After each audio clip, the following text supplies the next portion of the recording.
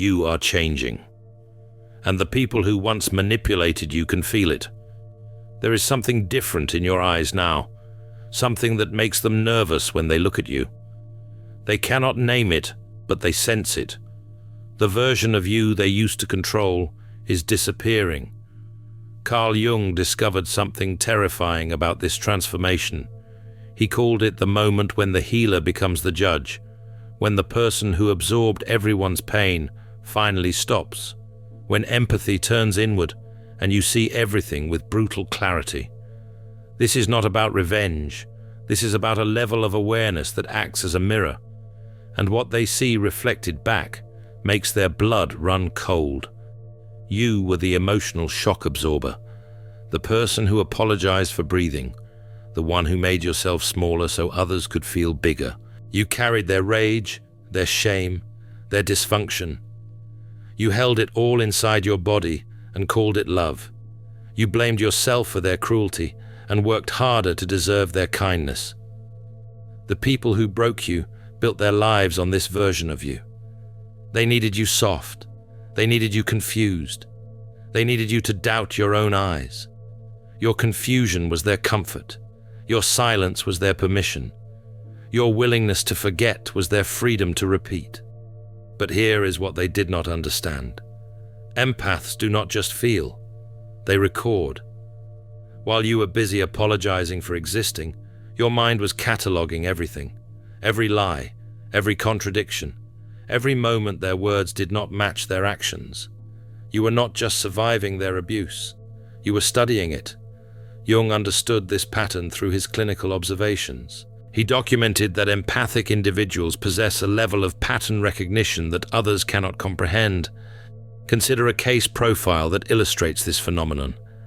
An empathic person enters therapy, seemingly broken by years of manipulation, but during sessions, something remarkable emerges.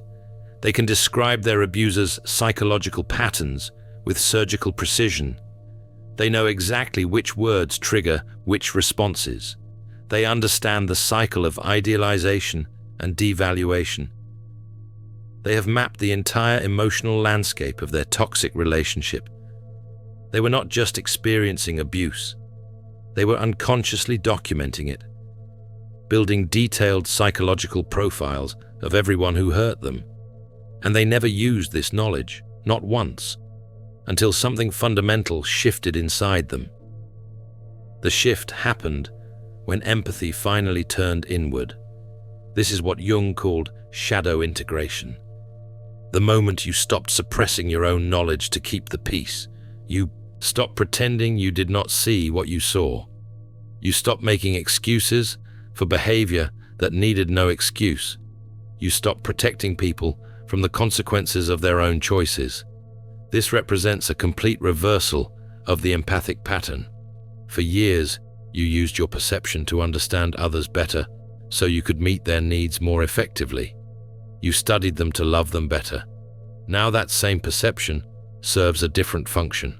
You study them to protect yourself completely. This is when they became frightened, but not because you raised your voice. They are frightened because you went quiet. Your silence is different now. Before, your silence meant you were absorbing their toxicity. Now your silence means you are done. You are no longer feeding their dysfunction with your reaction. You are no longer giving them the emotional supply. They need to function. The quiet empath is the most dangerous empath because silence means you have stopped explaining. You have stopped defending. You have stopped trying to make them understand. You know now that people who benefit from misunderstanding, you will never suddenly choose clarity. Your silence means you see them completely, and that is what terrifies them. Jung called this the mirror effect in his writings on projection. When you stop absorbing someone's toxicity, you become a reflective surface. Every projection they throw at you bounces back. When they look at you now, they see their own ugliness reflected in perfect detail. They see the manipulation they pretended was love. They see the cruelty they called honesty. They see the version of themselves they work so hard to hide. This is not something you are doing to them. This is simply what happens when you stop doing the emotional labor of making them feel good about treating you badly. You stopped being their therapist. You stopped being their mirror that only showed them what they wanted to see. Now, they face the real mirror, and it shows everything. We can observe this dynamic clearly in a narrative illustration. Imagine an empath who spent years in a relationship where gaslighting was constant. They were told their memory was faulty. Their perception was questioned. Their reality was denied. But something happened. One day they started writing things down, dates, conversations, promises made and broken, not as evidence to present, just as confirmation for themselves that they were not losing their mind. When the relationship finally ended, they looked back at those notes, and they saw the pattern with devastating clarity. The cycle repeated exactly every 6 weeks. The love bombing after each violation followed the same script. The apologies used identical phrases. What felt chaotic and unpredictable was actually a precise, repeating algorithm of abuse. This is the moment of awakening, when you realize that what seemed like emotional chaos was actually calculated control. That recognition changes you permanently. Manipulators have an instinct for this shift. They can sense when their old strategies stop working. The buttons they used to push do not get the same response. The guilt trips fall flat. The gaslighting does not land. You are no longer afraid of their anger. Empaths aren't broken. They're alchemists in progress. The Alchemist's Path gives you drills, Jung-based boundaries, and 3 exclusive chapter videos to turn overwhelm into clarity. By Surreal Mind, 236-page downloadable ebook in stock. Begin now at thesurrealmind.com. You are no longer confused by their lies. This is when panic sets in for them. The predator realizes the prey has evolved. You see the manipulation before it happens now. You recognize the patterns before they complete. You know the script before they finish the first line. Your brain has rewired itself through years of observation. You became a psychological expert on their specific brand of dysfunction. And now you use that knowledge to protect yourself instead of to excuse them. Jung's research on psychological types revealed something fascinating about this transformation. Empathic individuals often possess what he termed differentiated intuition. This means they process not just obvious social cues, but unconscious patterns and hidden motivations. For years, this gift was used against them. Their abusers exploited their ability to sense needs and anticipate reactions. But when the empath integrates their shadow, this same gift becomes a weapon of protection. This is the loss of control that terrifies manipulators most. They built their identity around the idea that they could always pull you back in. One conversation, one apology that sounds sincere, one moment of vulnerability that feels real. They believed these tools would always work on you. The discovery that they no longer do creates genuine terror in the manipulator's mind. Jung observed that abusive people require their victims to remain psychologically frozen in time. They need you to keep believing the same lies, accepting the same excuses, forgiving the same violations. Your growth is their nightmare. Your clarity is their crisis. Because if you can see them clearly, their entire strategy collapses. You are predicting their moves now. When they start a conversation, you already know where it ends. When they offer affection, you recognize it as currency for future control. When they share vulnerability, you see it as strategic weakness designed to lower your defenses. You are playing chess while they are still convinced this is checkers. Let me show you how this manifests in real-world dynamics. Consider a composite example based on patterns Jung documented repeatedly. An empath finally establishes boundaries with a toxic family member. The family member's response follows a predictable sequence. First, confusion. They genuinely cannot understand why the rules changed. Second, anger. How dare you set limits on their access to you? Third, bargaining, sudden promises of change, offers of therapy, claims of new understanding. Fourth, smear campaigns. If they cannot control you, they will control the narrative about you. Fifth, hoovering. Attempts to pull you back in through manufactured crises or nostalgic appeals. The old version of you would have crumbled at stage 3. The promises of change would have felt like hope. The new version of you recognizes this as stage 3 of a predictable algorithm. You do not engage. You do not explain. You simply maintain the boundary and watch the pattern complete itself without your participation. This is the confrontation they did not see coming. You do not need to fight them. You do not need to prove anything. Your mere presence, now integrated with your shadow, forces a choice. They either flee or collapse, because being near you means being seen completely. And people who built their lives on deception cannot survive total visibility. You have become psychologically invincible, not because you cannot be hurt, but because you can no longer be fooled. The difference is everything. Pain you can handle. You proved that by surviving them. But deception requires your participation, and you are no longer participating. Jung wrote extensively about what he called the individuated personality. This represents someone who has integrated both their light and shadow aspects. They can be kind without being weak, loving without being naive, forgiving without being foolish. This is what you are becoming.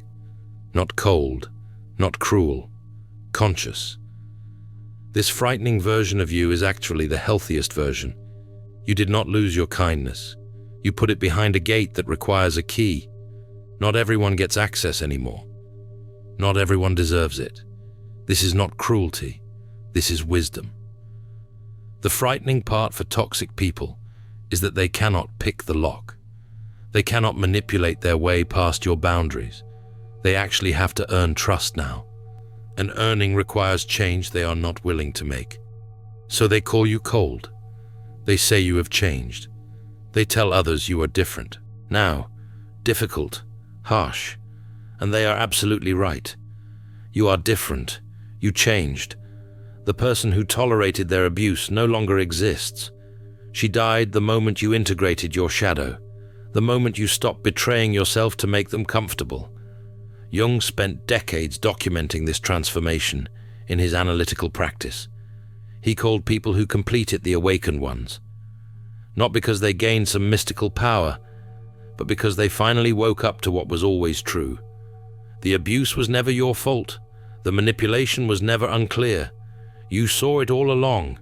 You just chose to believe in their potential instead of accepting their pattern. Now you believe the pattern. You trust what people show you repeatedly. You do not wait for the version of them that might exist someday. You respond to the version standing in front of you right now. This clarity is what makes you frightening, because it means they cannot sell you fantasies anymore. You deal only in observable reality. The people who are scared of the new you benefited from the broken you. That is the simple truth. If your healing threatens them, they were never supporting your wholeness. They were managing your damage. They were invested in your confusion. Your clarity is their loss, and they know it. This is why they try so hard to pull you back. The sudden interest in your life, the unexpected apologies, the promises of change. Jung warned about this phase in his writings on psychological manipulation. He described it as the predator's last attempt. They sense you slipping away and they escalate.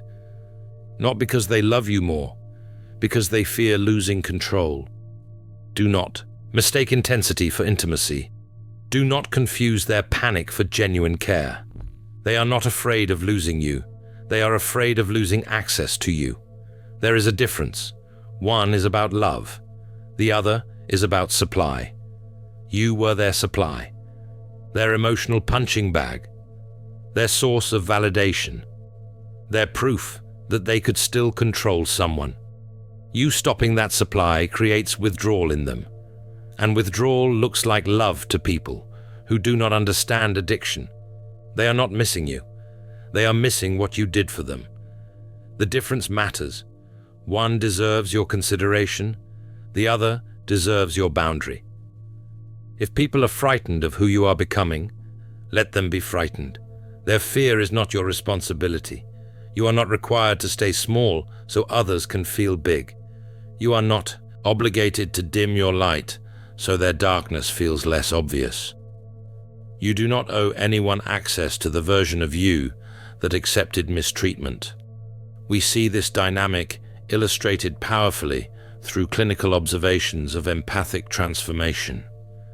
Individuals who complete this integration process report identical experiences.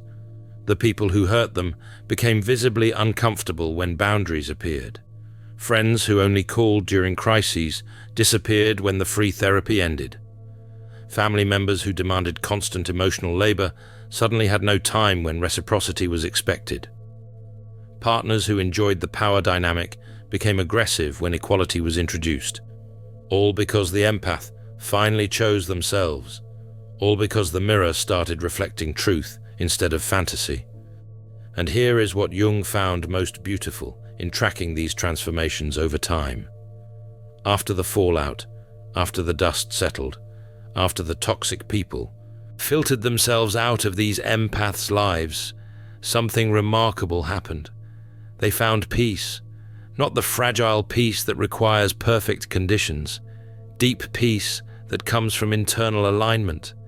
They stopped abandoning themselves, and that made all the difference. You are becoming the person who will not break you. That is what this transformation means. You are learning to be for yourself what you needed others to be. You are becoming your own protector, your own validator, your own source of worth. This self-sufficiency is terrifying to people who controlled you through your need for external approval.